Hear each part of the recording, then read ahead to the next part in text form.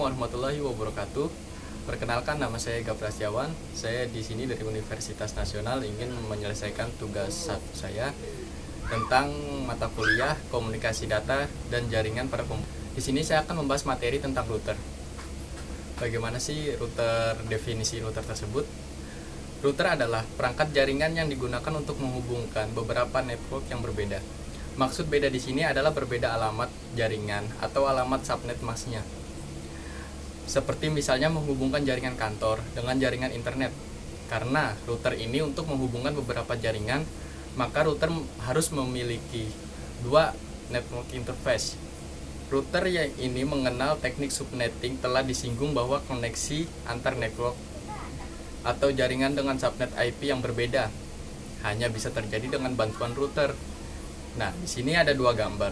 Yang gambar pertama ini adalah gambar router yang dimana dilakukan oleh pada seorang jaringan untuk menggunakan jaringan seperti mikrotik. Ini gambar yang pertama ini, kalau kita pernah bermain dengan jaringan mikrotik, kita menggunakan gambar pertama ini karena ini fungsinya untuk membagi IP supaya menjadi hotspot pada handphone maupun pada laptop atau disebutnya WiFi.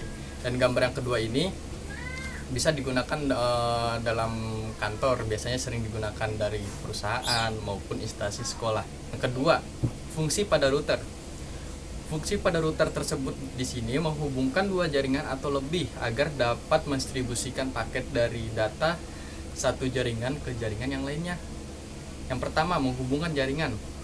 Proses koneksi tersebut yaitu dengan mendistribusikan IP address kepada setiap komputer dalam jaringan, baik secara statis ataupun secara DHCP. Dan yang kedua, mentransmisikan informasi. Fungsi lain router di sini untuk mentransmisikan informasi atau data dari suatu jaringan menuju jaringan yang lain dalam sistem kerjanya mirip seperti bridge atau jembatan jaringan. Yang ketiga, sebagai menghubungkan jaringan ke DSL. Fungsi router yang hanya adalah untuk menghubungkan suatu jaringan lokal dengan koneksi DSL atau Digital Subscriber Line, atau juga yang bisa kita kenal lebih spesifikasi yaitu dengan DSLR router. Di sini kita mengenal ada jenis-jenis router. Jenis router ini ada dua. Yang pertama mekanisme, yang kedua itu berdasarkan sifatnya. Yang pertama, jenis-jenis router berdasarkan mekanisme. Ada router statis. Router statis adalah router yang mampu untuk melakukan proses routing dari suatu jaringan di mana proses dilakukan secara manual oleh seorang administrator. Dan yang kedua, router dinamis.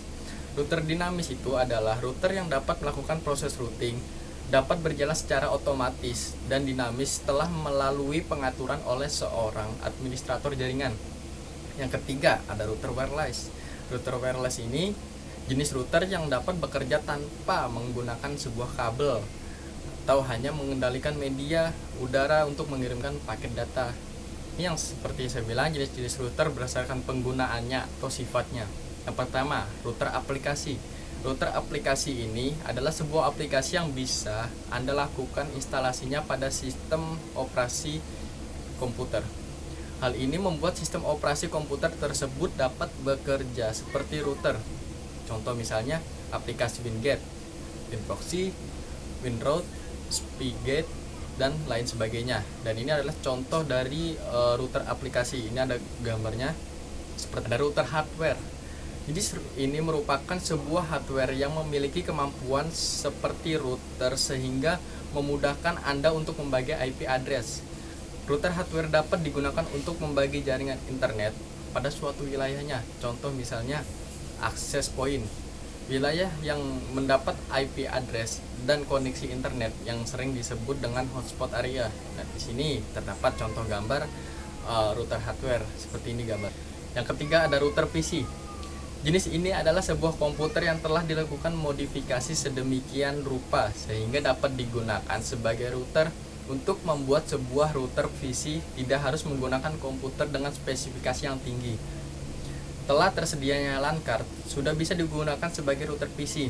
Komputer yang dijadikan router ini harus sudah dilakukan instalasi dengan sistem operasi khususnya untuk router. Sistem operasi yang populer untuk router PC saat ini adalah MikroTik.